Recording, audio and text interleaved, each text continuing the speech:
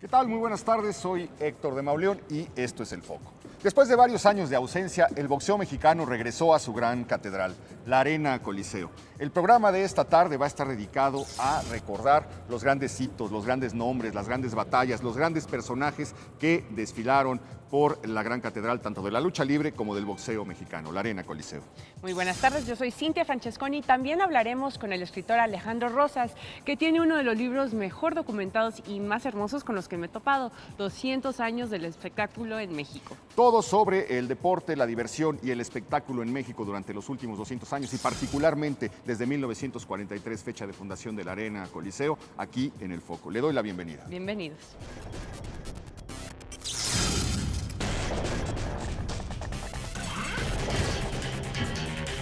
Viernes 2 de abril de 1943. En una esquina el Santo, en otra esquina el Tarzán López. Esa noche se inauguró la Arena Coliseo. De hecho, estamos aquí ahora. Yo siento como si estuviera en un campo de batalla descrito por Homero. Estoy a punto de ver pasar a los más grandes héroes de todos los tiempos. Nos está acompañando aquí en el ring de la Arena Coliseo el señor Carlos Rodríguez, que es promotor, es programador de peleas de boxeo. Desde hace 66 años, ¿no? Pues sí, más o menos. 66 Te digo, trabajando para eso fueron 44 años. 44 años. ¿Qué es lo más brillante, lo más deslumbrante que le ha tocado ver en este lugar? Pues la iniciación de todos los campeones mundiales, sí, que yo he conocido y que han pasado por nuestra promoción. Pues uno de ellos, el Finito, la Chiquita González, Rubén Olivares, ¿sí? Chucho Castillo, ¿sí? Como ellos fueron muchos los que han estado. Esto se abre en 1943. Algunas de las grandes figuras o de los primeros grandes ídolos del boxeo mexicano están un poco ya de salida. El Chavo Casanova, pues ya no sé si llega a subirse aquí, creo que se sube una o dos veces, pero él ya está fuera completamente de eso. Kid Azteca todavía tiene aquí su última etapa deslumbrante. De hecho, parece que destrozaron este espacio sí, porque su rival ya no quiso salir en el cuarto round después de la golpiza que le puso. Era un cubano, Dinamita Case, o no me acuerdo cómo se llamaba, y después del cuarto round ya no quiso salir. Kid Azteca es célebre por ese gancho al hígado que descubrió. Un super ídolo. ¿Usted lo conoció, al Kid Azteca? Sí, cómo no. Y cuénteme de cuál fue su experiencia con él, de cómo él era él. Era una persona muy humilde, sí, era muy tratable, sí, se prestaba para decir vamos a esto, vamos a aquello. Y si usted lo invitaba a alguna presentación, el señor estaba siempre. Siempre. Sí, por eso la gente lo seguía mucho. Y es que la historia de los boxeadores, pues usualmente es como trágica, ¿no? O sea, empiezan muy bien, pero después llegan a la cima y después empieza como el descenso y usualmente terminan Son vidas mal, ¿no? muy épicas, ¿no? Muy accidentadas. Sí, exactamente. ¿No? Aquí se filmó aquí una película que se llamó Guantes de Oro, por ahí del 50 y tantos, en donde aparecen todos estos boxeadores ya retirados y ellos mismos van contando un poco su historia. Uno había quedado ciego por los golpes. El Chavo Casanova pues ya estaba recluido en una casa de salud mental para alejarlo de su afición a la bebida. El rielero Rodolfo Ramírez, que fue una gran estrella de este ring, de esta arena, había regresado a trabajar a los patios de ferrocarril de Nonualco, ya retirado. Chucho Nájera había matado a un boxeador y pues ya nunca se había recuperado. Había otro que trabajaba de carnicero, etc. Sin embargo, Kid Azteca fue un boxeador que, a pesar de haber pasado, estuvo invicto 17 años, campeón invicto 17 años. Nadie lo derrotó. Él solito fue y colgó el cinturón y dijo que vengan los nuevos, yo ya Fue uno de los... me voy. Y se fue a vivir aquí enfrente. Yo llegué a verlo alguna vez en una casa de aquí de la calle de Perú. Aquí enfrente vivía con muchísima dignidad. Siempre andaba de traje. Verlo caminar por aquí, por Tepito y por la Lagunilla, era un espectáculo porque la gente lo quería mucho, lo saludaba, se paraban a verlo, le tocaban el claxon y él caminaba como un rey destronado. Muy bueno para el billar, muy bueno para la conversación, le gustaban los delicados sin filtro, era un gran personaje. Preparamos una nota sobre esta figura que es quizá uno de los boxeadores más finos. Uno de los que se salvó. Los registros oficiales indican 156 peleas ganadas, 81 de ellas por nocaut, 42 encuentros perdidos y 8 empates. Estos números pertenecen a Luis Villanueva Páramo, mejor conocido como Kid Azteca. Estos registros también dicen que su primer encuentro fue el 30 de diciembre de 1931 bajo el alias de Kid Chino. El maestro del gancho al hígado nació en Tepito el 21 de junio de 1913, lugar que lo vio consagrarse como el ídolo del cuadrilátero a lo largo de 25 años. Kid Azteca ganó su primer campeonato welter nacional el 1 de abril de 1932 venciendo a David Velasco. Este título lo conservó hasta enero de 1945. Cuando cayó ante Rodolfo Ramírez en 1946, vuelve a coronarse al derrotar a Kid Filipino. El 13 de septiembre de 1948 protagonizó otra defensa de su título defensa, esta vez contra Nick Morán. Así fue como logró establecer el récord de conservarse como campeón de peso medio en México a lo largo de 16 años. En su nómina de adversarios aparecen Luis Arizona, Tommy White, Alfredo Gaona, Vicente Villavicencio, Manuel Villa, Rodolfo Chango Casanova, Cocoa Kid, John Peter Jackson, por mencionar algunos. Una de sus peleas más memorables sucedió el 16 de mayo de 1936. Ese día sus puños se defendieron contra otra leyenda del boxeo mexicano, Rodolfo Chango Casanova. Kid Azteca pierde por decisión en 10 rounds.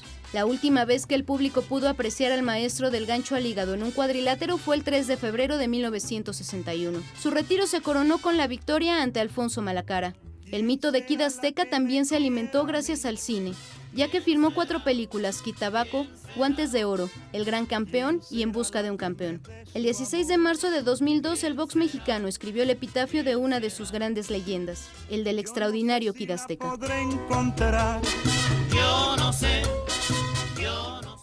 Otro de los grandes del ring pues es el Ratón Macías, que al parecer también debutó aquí. Yo no sé si el señor Carlos lo conoció, si tiene alguna anécdota con este gran boxeador. Cuénteme alguna historia.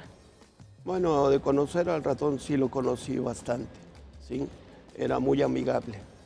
Sobre todo yo lo llegué a tratar más ya últimamente cuando estuvo en el Consejo Mundial de Boxeo. Claro. Porque nosotros tuvimos mucho contacto con el Consejo Mundial de Boxeo para las funciones que se hacían del mundo y de Norteamérica, continentales, ¿sí? Entonces el Ratón nunca faltaba. Siempre andaba ahí y siempre era muy bromista. Tenemos un breve perfil, una pieza que nos refresca la memoria alrededor del Ratón Macías. La primera vez que se puso unos guantes y peleó en un ring fue a la edad de 10 años, contra el peso completo Miguel Ambarri. La agilidad con la que entraba y salía en aquella ocasión de entre las piernas del hombre de 120 kilos le valió el mote de Ratón. Raúl Macías nació el 28 de julio de 1934, en el barrio de Tepito. Conocía el mundo de los boxeadores gracias a que acompañaba a sus hermanos José y Gabriel cuando entrenaban en el gimnasio Gloria. Su trayectoria como boxeador inició a los 14 años. En esta categoría tuvo 100 peleas, de las cuales solo perdió 3. Participó en el tradicional torneo Guantes de Oro en los Juegos Centroamericanos de Guatemala en 1950 y en los Panamericanos de Argentina de 1951. En los Juegos Olímpicos de Helsinki en 1952 quedó en 6º lugar al ser derrotado por el ruso Garbusov. Su primera pelea profesional fue el 10 de noviembre de 1952. Para ese momento Raúl Ratón Macías ya era un joven capaz de encender el ánimo nacional.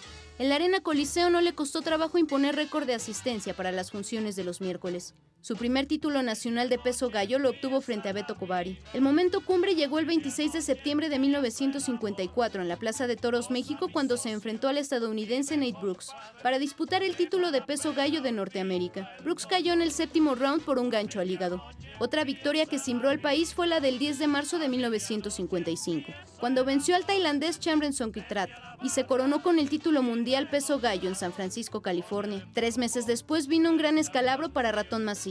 El estadounidense Billy Peacock lo venció por nocaut en el 3er episodio. El Ratón volvió a su país con la mandíbula fracturada. En 1956 se enfrentó a 3 filipinos, Leo Espinosa, Tani Campo y Larry Batán. A los 3 los venció. En junio de 1957 despachó por nocaut a otro filipino, Domi Ursúa. Con esta cadena de triunfos llegó el momento de tratar de de unificar el título de campeón mundial de peso gallo. El rival fue el franco-argelino Alphonse Halimi. El 6 de noviembre de 1957, más de 20,000 fanáticos asistieron al estadio de béisbol Wrigley Field de Los Ángeles, California. Esa noche, el Ratón Macías cayó de su trono a pesar de los rezos que los mexicanos le dedicaron. Raúl Macías anunció su retiro del cuadrilátero el 28 de febrero de 1957 en la Arena México, después de haberse enfrentado contra Ernesto Parra. El Ratón solo tenía 24 años. Después participó en comerciales, abrió restaurantes, fue diputado del PRI y actor de 5 películas. El Ratón Macías falleció el 23 de marzo de 2009 en la Ciudad de México. Bueno, al comenzar el programa recordábamos toda una serie de nombres que iban desde el Toluco López hasta Chucho Castillo, el Alacrán Torres, Rubén Olivares, Mantequilla Nápoles, José Medel. Pues es que todo mundo pasó por aquí o comenzó aquí o vivió o entregó grandes momentos de su carrera en este espacio. Don Carlos, ¿cuáles serían las mejores peleas que usted recuerda haber visto en este ring? Pues vi la de Rubén Olivares con Julio Guerrero, ¿sí? Al famoso Canelo Urbina contra el Chango, el acapulqueño, el Changuito Guillén. Bueno, pues 67 años, ¿cuántas peleas memorables no habrán ocurrido en este sitio? Nosotros elegimos algunas, le invito a que la vea. Damos a ustedes la más cordial bienvenida aquí a la legendaria Arena Coliseo. Muchos han sido los recintos que le han dado vida y entretenimiento a la población mexicana durante décadas. Sin duda, uno de los que goza de una rica historia es la Arena Coliseo. Han sido innumerables las batallas que este coloso ha sostenido, pero solo algunas han dejado huella en la memoria del país. Una de las luchas más gloriosas fue cuando el Santo derrotó a Black Shadow el 7 de noviembre de 1952. Era tal el número de personas que presenció el encuentro que muchos asistentes tuvieron que hacerlo desde la calle. El Santo abre la puerta para personajes como Mil Máscaras, para personajes secundarios como la Tonina Jackson, por ejemplo. Hay algún personaje inventado como el Electro también en la lucha, pero ninguno llega a tener el carisma que tuvo el Santo en el ring. Probablemente porque el Santo no solamente era un gran actor, sino que fue un gran luchador, era un personaje que efectivamente ganaba las luchas. No solo la lucha libre se ha coronado en el Coliseo, también ha forjado grandes ídolos del box mexicano. Ahí pelearon los grandes hombres, Julio César Chávez como amateur, el campeón José Becerra, el mejor peso gallo de la historia, Manuel Ortiz, y el Mantequilla Nápoles, quien ahí debutó recién llegado de Cuba. También peleó el gran Raúl Macías, mejor conocido como el Ratón Macías.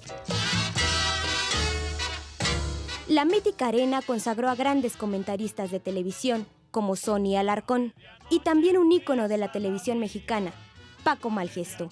Y ahora, Kid, tú que supiste perder con espíritu deportivo, ¿no quieres enviar un recuerdo a tu mamacita?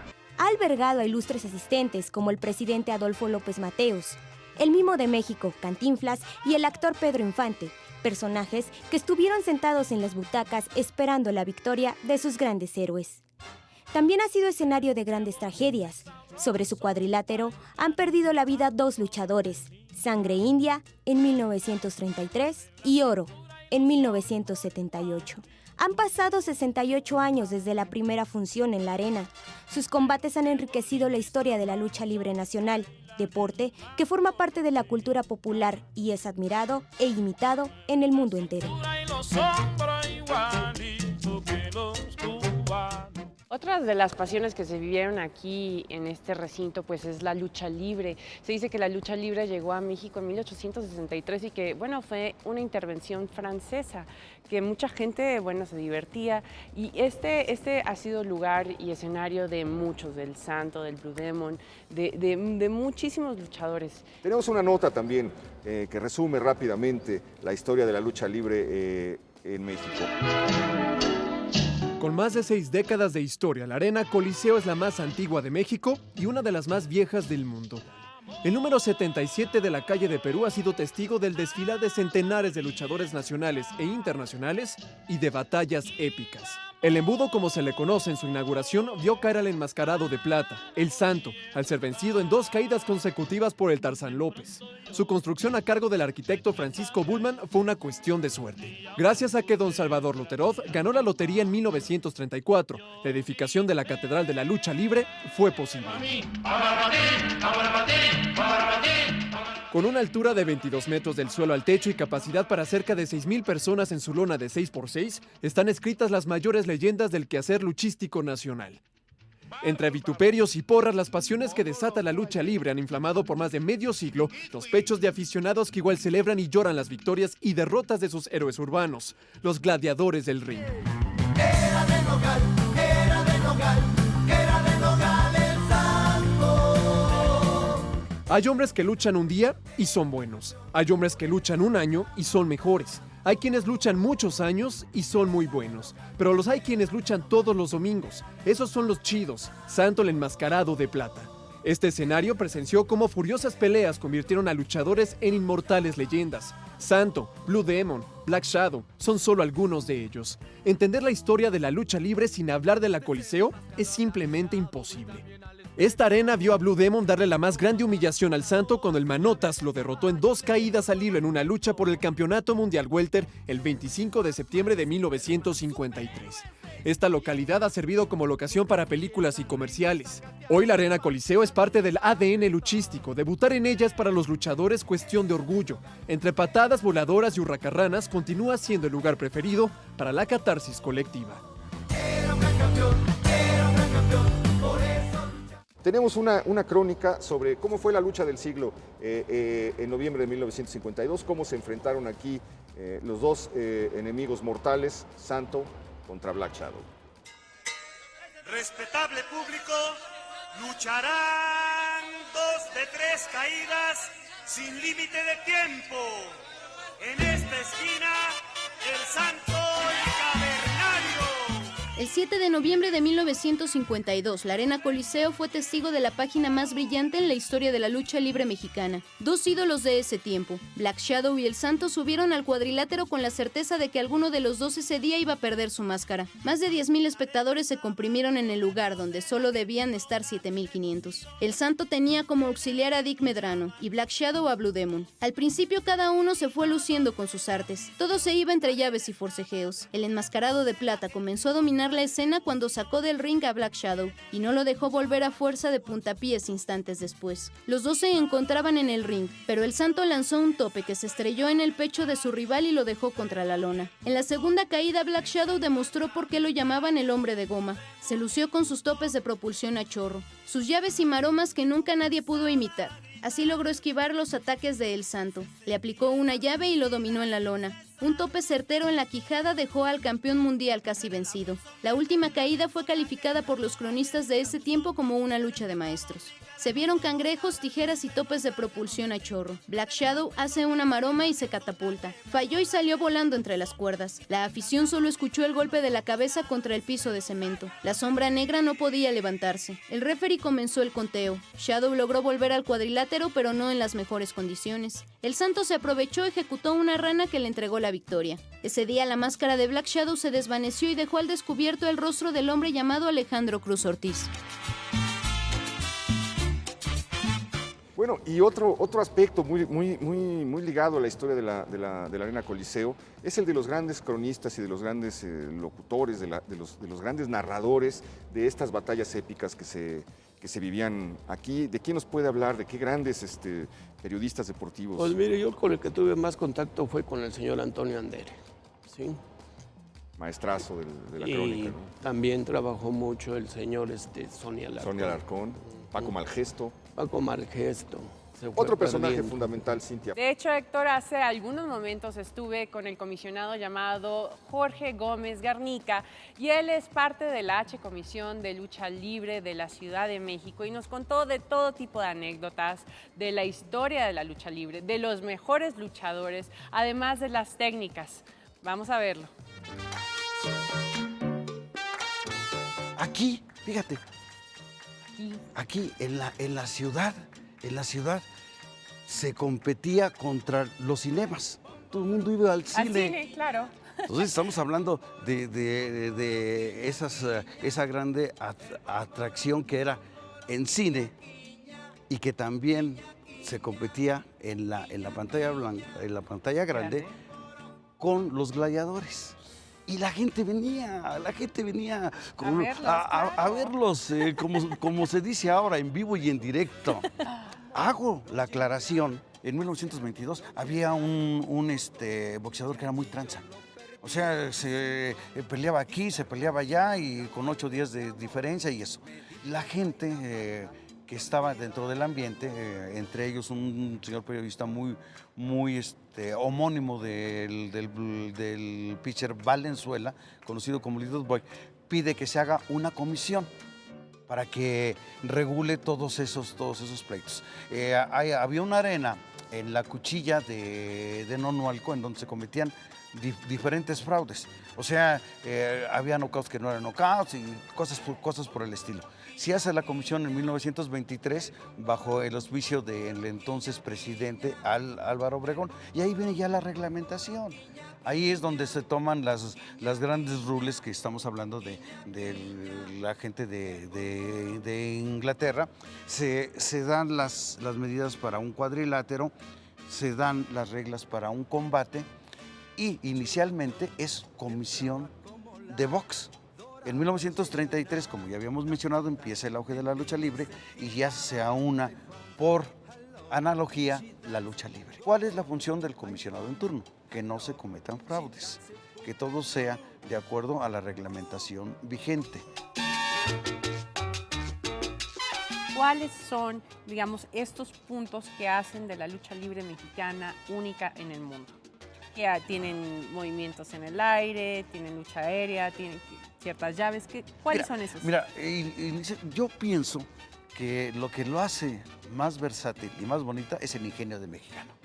Porque nadie como nosotros, como los mexicanos, para poder hacer situaciones que no son acorde con otro tipo de personalidades. Si no tienen nada que hacer de importancia en su casa, yo los invito a que vengan a las arenas. Que te invitan a soñar. Don Carlos, pues le agradecemos mucho que nos haya acompañado aquí recordando por haberme invitado. Tenemos que hacer una pausa, no se vaya porque tenemos todavía mucho más y un libro de regalo.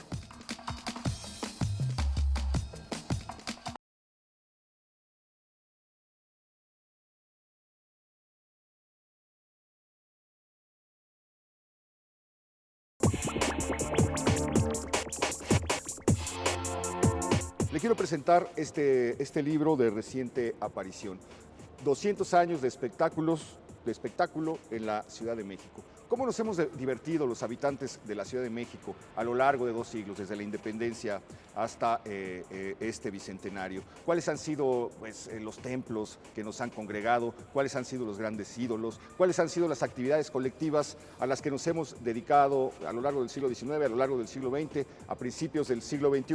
Bueno, pues para responder a todas estas preguntas invitamos al ring de la Arena Coliseo, al historiador y un divulgador histórico y muy impresionante, muy importante, Alejandro Rosas. Alejandro, gracias por acompañarnos. No, pues yo encantado de estar aquí para cantar la primera de 3 caídas, ¿no? ¿O cómo es? Sí, la arena estaba de bote en bote. Claro. Bueno, pues no es el caso en este momento, pero pues estamos aquí porque vuelve el boxeo ha vuelto el boxeo después de 5 años. ¿Qué hacíamos hace 2 siglos los habitantes de la Ciudad de México? ¿Cuáles eran pues los espectáculos? ¿Cuáles eran las diversiones? Mira, básicamente yo creo que hay que partir del hecho de que todo lo se detona a través de un solo teatro, el que se llamó en su momento el Coliseo Nuevo, que lo construyen allá por 1753 y que estaba en las calles de lo que hoy es Allende en su continuación con Bolívar, en Bolívar, y me parece que 16 de septiembre ahí estaba lo que era el Coliseo Nuevo, que luego fue conocido muchos años hasta los 30 del siglo XX como el teatro principal. Pero ahí era el monopolio de los espectáculos, ahí podías ver teatro, ahí podías ver danza, ahí podías escuchar música, ahí podías ver incluso hasta peleas de gallos, porque eran funciones larguísimas de 4 o 5 horas, donde veías entremeses, donde veías distintos tipos de divertimiento. Hay que imaginarnos una sociedad pues muy reprimida, con muchas tensiones, sin cine, sin televisión, sin internet, sin videojuegos. Y algo muy importante, Héctor, que todo estaba reducido. La Ciudad de México era lo que hoy conocemos prácticamente como el primer cuadro, Centro es decir, histórico. el centro histórico. Entonces, toda la vida cotidiana de todo el comercio, la economía, la política y las diversiones estaban propiamente aquí. Pero más o menos desde 1753 y hasta más o menos 1825, 22 por ahí, el único foro donde la gente podía ir a este tipo de espectáculos era el Coliseo Nuevo, o el Coliseo como también se le llamó, y a partir de ahí entonces vamos a ver que a lo largo del siglo XIX va a empezar a detonarse y cada espectáculo va a encontrar su propia dinámica. Perdón, Cintia, algo que pasaba o que nos pasa ahora o que nos pasó un tiempo con los cines, ¿no?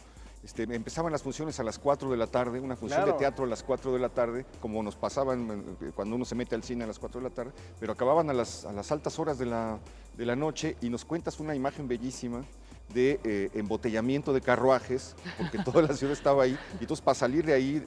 ¡Qué maravilla!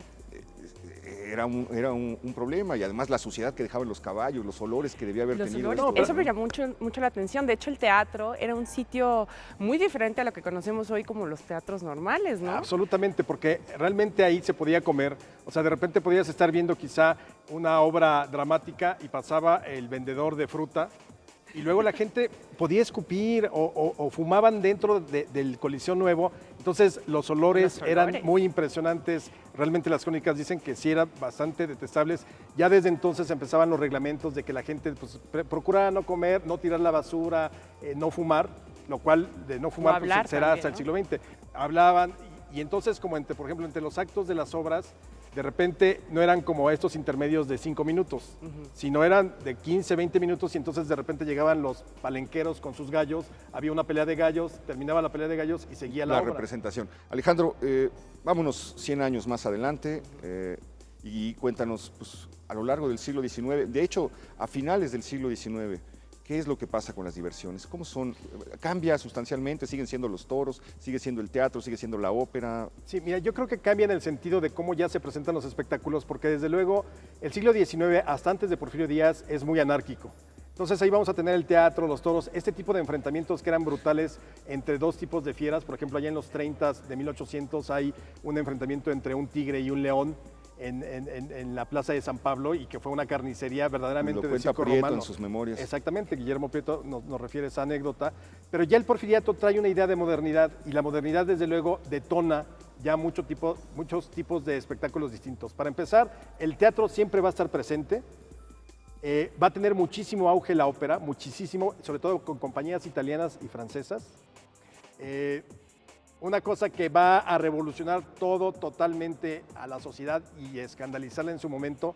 Quizá podríamos compararlo como cuando vino Madonna por primera vez hace unos años, que incluso en el Congreso de la Unión se pidió que se le impidiera la entrada a Madonna porque iba a causar escándalo. Porque ¿Quién pidió eso? Algún diputado priista, ahí lo tengo ¿Priista? muy claro. Sí, claro. Iba a causar un escándalo. Un escándalo porque además decía que hacía actos lascivos en el escenario y que se masturbaba con un crucifijo.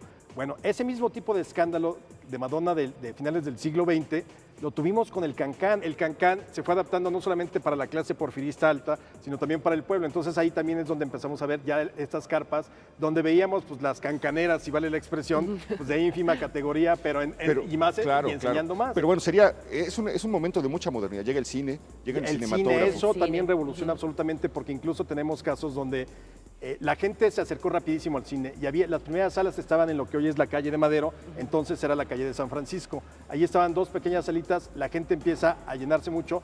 De hecho, nuestra primera estrella del cine es el propio Porfirio Díaz.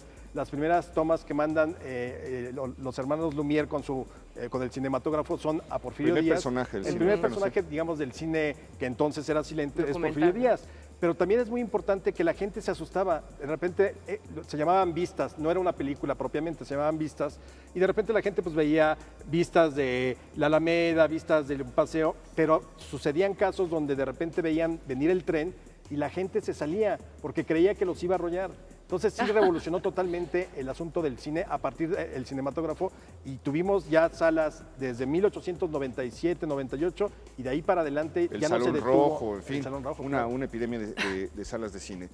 Pero pasó otro hecho fundamental y es que se entroniza el culto al deporte en el Porfiriato, bicicletas, carreras de autos, carreras de personas, etc.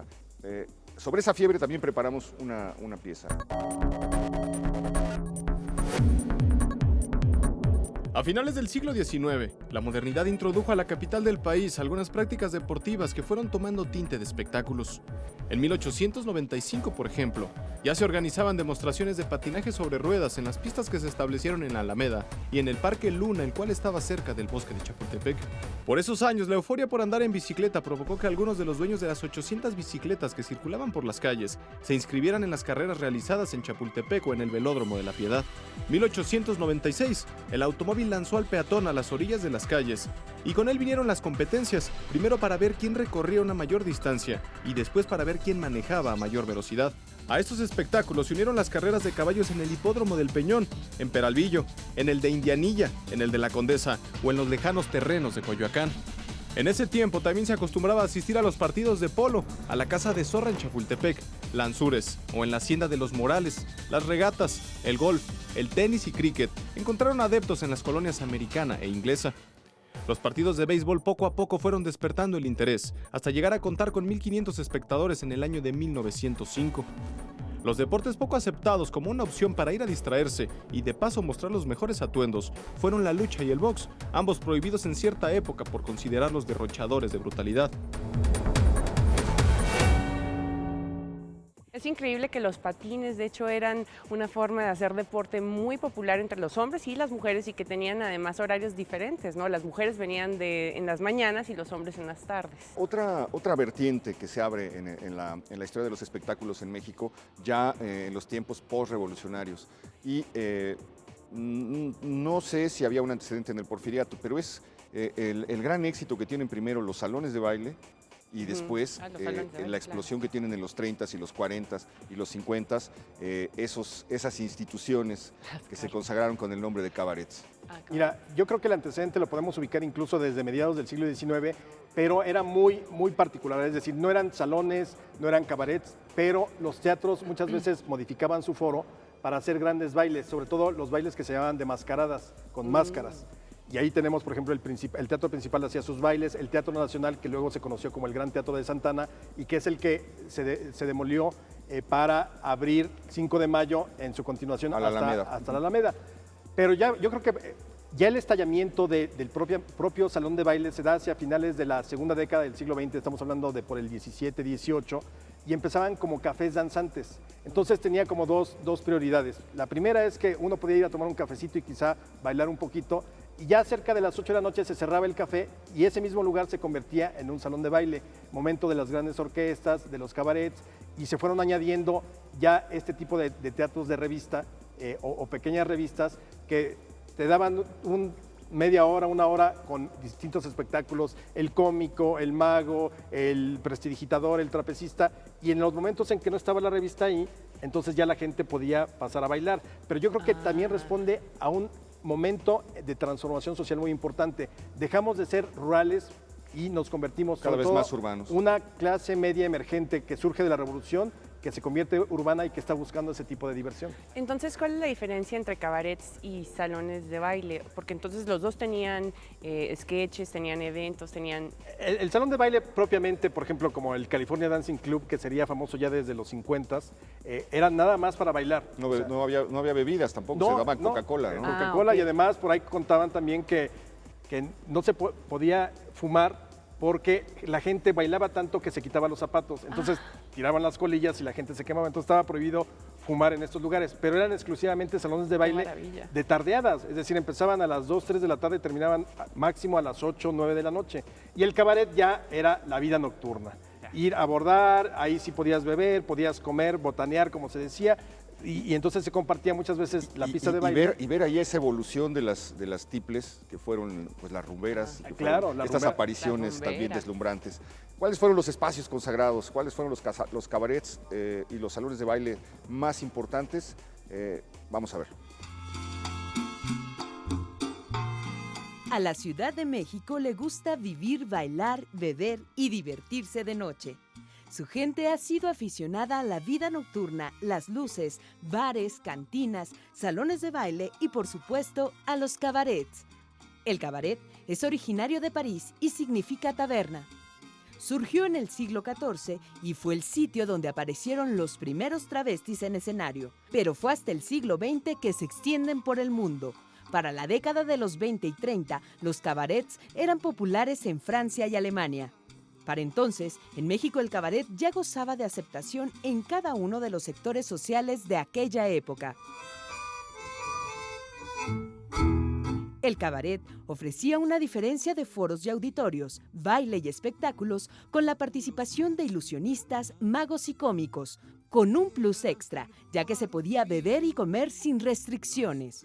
En el primer cuadro de la ciudad, en la Colonia Centro, existieron cabarets famosos como el Dancing Hall Matajari, ubicado en la calle Madero, y el Cabaret Patria, que cambió de nombre y domicilio en 2 ocasiones.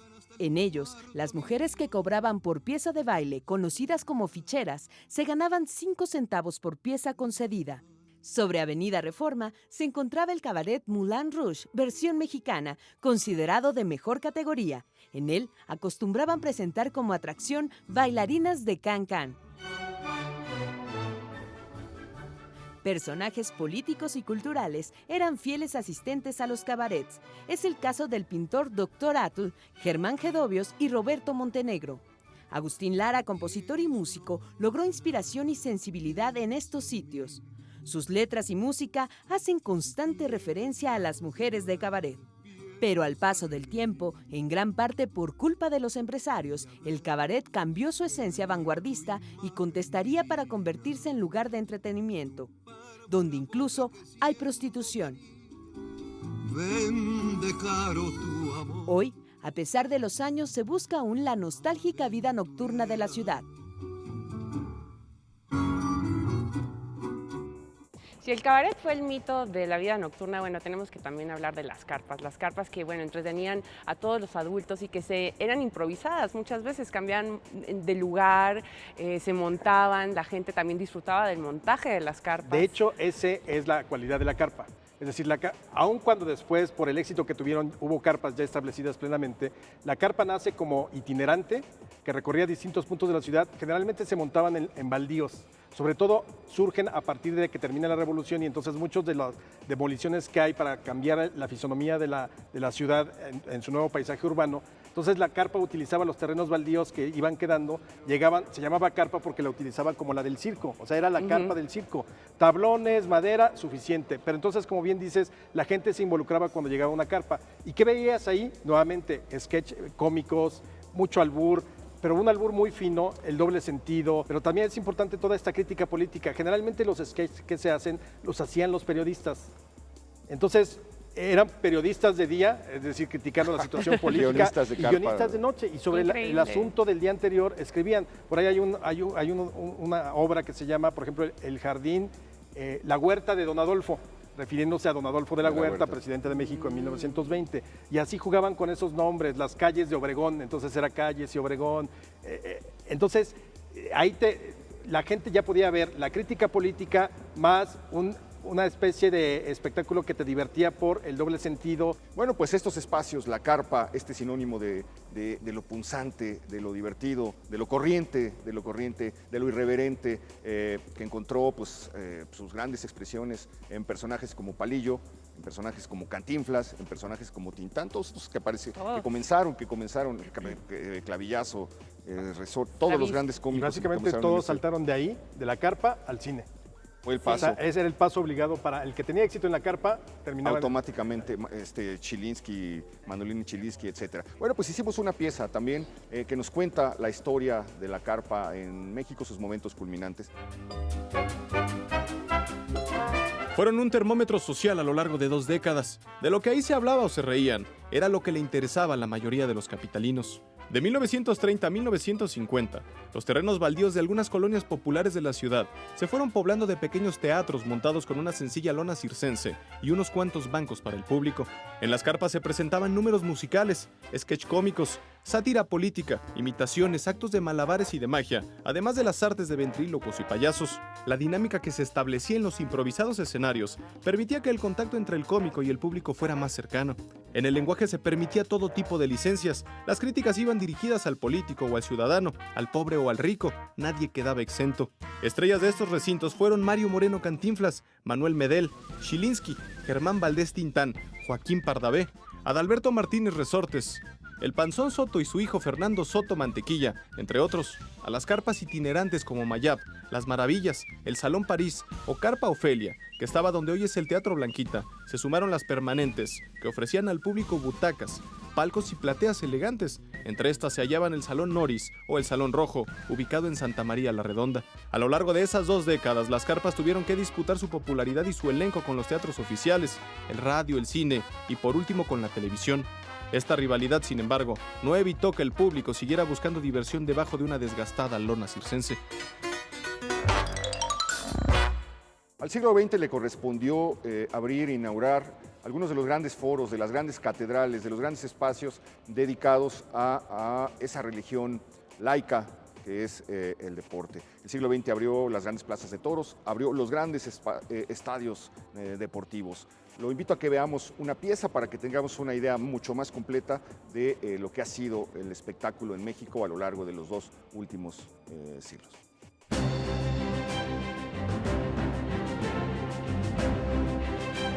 Algunos de los deportes que a finales del siglo XIX no contaban más que con un puñado de seguidores en la Ciudad de México, para 1930 ya eran materia de torneos bien organizados.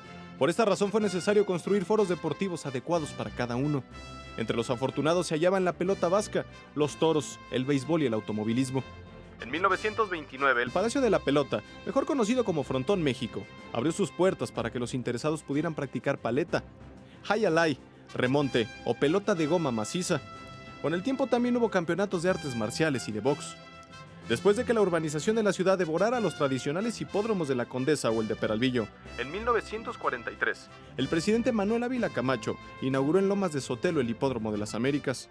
En 1946, a los conocedores de la fiesta brava se les entregó la Plaza de Toros México y un año después el Toreo de 4 Caminos. Otro foro deportivo inaugurado en 1946 fue el Estadio Olímpico de la Ciudad de los Deportes, hoy Estadio Azul, el cual primero surgió como albergue para fútbol americano. En 1947, la nómina de los estadios para fútbol americano aumentó con la apertura del Estadio de Ciudad Universitaria. Casi una década después, se volvió a registrar la construcción de un espacio deportivo. Esta vez fue el Parque Deportivo del Seguro Social, ubicado sobre Viaducto Río Piedad y Avenida Cuauhtémoc. Esta fue hasta el año 2000 la casa de los beisbolistas. Al final de los años 50 se rindió homenaje a los pilotos Pedro y Ricardo Rodríguez al bautizar con su apellido el autódromo que ha albergado, a partir de ese momento, importantes encuentros automovilísticos. En esta enumeración no podía quedar fuera el popular Estadio Azteca, creado por los arquitectos Pedro Ramírez y Rafael Mijares e inaugurado el 29 de mayo de 1966 por el presidente Gustavo Díaz Ordaz. No hemos cambiado, básicamente es lo mismo, pero nos vamos reencontrando con nuestra tradición, con lo que hemos sido. Pero el tiempo se nos terminó. Lo que sí es que tenemos 3 ejemplares. Gracias, Alejandro, una verdadera obra de arte. A los primeros correos que nos digan con qué combate se inauguró en 1943 la Arena Coliseo, quién contra quién, y que los manden al correo elfoco@proyecto40.com.mx. Por lo pronto se nos acabó el tiempo. Lo espero aquí a la misma hora la próxima semana. Alejandro, muchas gracias. A las 4 de la tarde. Muchísimas gracias. Alejandro, gracias. Nos vemos la próxima.